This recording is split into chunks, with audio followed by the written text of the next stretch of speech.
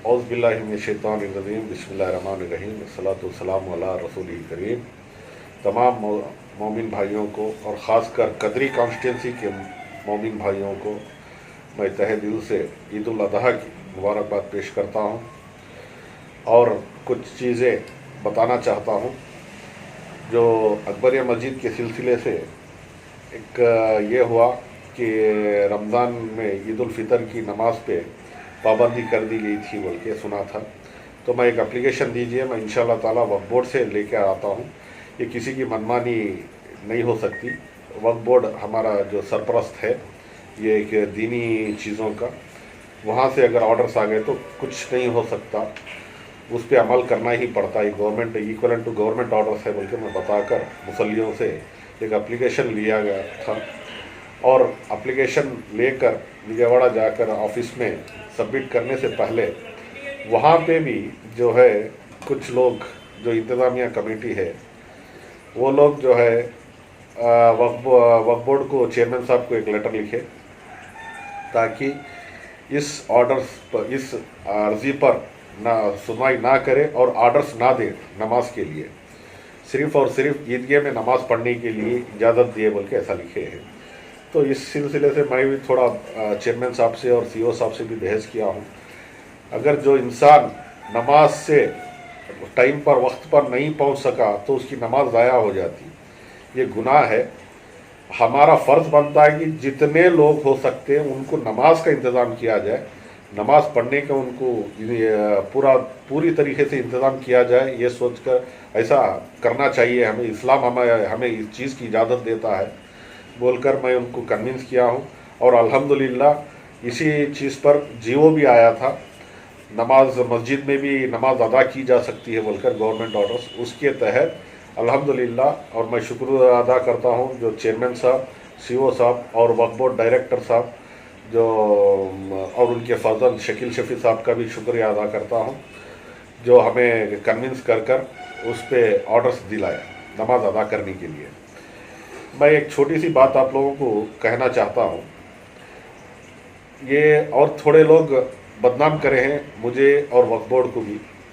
ये अकबरी मस्जिद लेके जाकर वक्फ बोर्ड में दाखिल कर दिए, अकबरी मस्जिद को बर्बाद कर दिए। पहली बात तो ये दुरुस्त नहीं है। अकबरी मस्जिद अल्हम्दुलिल्लाह 1970 पर 6 में ही वक्फ बोर्ड की प्रॉपर्टी है, वो वक्फ बोर्ड में दाखिला हो चुका है 70 पर 6 में ही।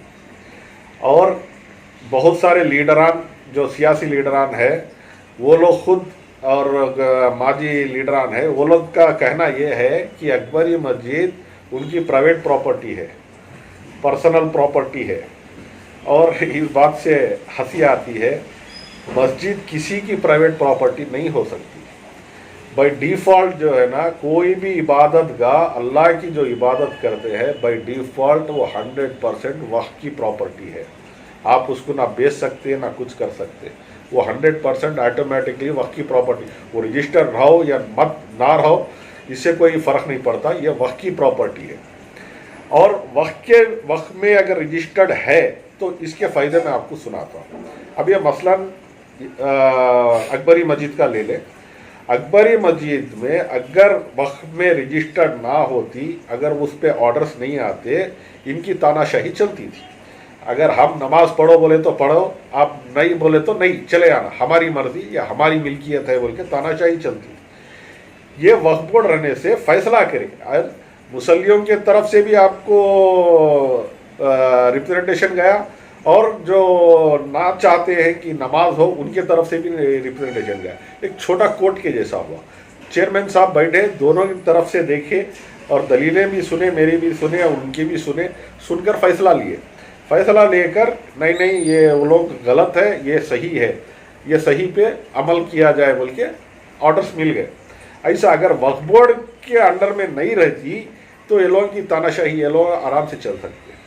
तो इस वजह से वक्फ बोर्ड को बदनाम कर देते कि एक हवा बना के रखे हुए, वक्फ बोर्ड में चले गई बर्बाद हो जाती। बर्बाद नहीं होती, आबाद हो जाती है। मेरा ये कहना है वंस वक्फ इज ऑलवेज वक्फ, ये कानून है।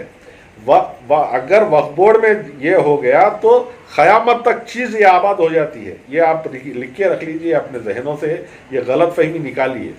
ये अगर वक्फ बोर्ड के अंदर अगर किसी चीज़ दीनी चीज़ जो इबादत गाह वक्फ बोर्ड में रजिस्टर होता है, या क़यामत तक आबाद हो जाता है, ना उसको बेच सकते, ना कुछ उसको मॉर्गेज कर सकते, ना कुछ ख़राब कर सकते। और ये जो कमेटी है साल 2 साल 3 साल के लिए कमेटीज बदलते रखते हैं। ये लोगों की भी तानाशाही जो मैं सुना कि 40-50 साल से मैं कर लेते आता हूँ, ये मेरी मिल्कियत है, ये सब तानाशाही नहीं चलेगी। वक्फ बोर्ड में अगर वक्फ के रजिस्टर्स में रहे तो अगर आपको ये कमेटी पसंद नहीं आई तो आप मुसल्लियाँ ठहर कर एक एप्लीकेशन देकर किसी को भी हटा सकते हैं। वक्फ बोर्ड को इख्तियार है कि हटा दे सकते हैं। आपके जो हिसाब से अगर सही काम नहीं कर सकते हैं वो लोगों को हटा दे सकते हैं। ये डरा धमका कर इन पॉलिटिकल इन्फ्लुएंस से चलाने का नहीं हो सकता, ये बिल्कुल नहीं चलता। इसके लिए मैं बोलता हूँ अगर हर एक जना इंसान, अगर आप लोग सही सोचे, अगर आपकी इबादत गाह सही रहे और क़यामत तक अल्हम्दुलिल्लाह हम तो नहीं रहेंगे, अगर हमारी आने वाली पीढ़ियाँ तक भी ये चीज़ कायम रहना है तो वक्फ बोर्ड के ताल्लुक से हर चीज़ काम करे, क्यों क़ानून इसका हमें फुल सपोर्ट करता है। ये मैं आप लोगों को बताना चाह रहा हूँ जी। आखिरी दमान और रहमतुल्लाहि व बरकातहू। अस्सलाम वालेकुम रहमतुल्लाहि।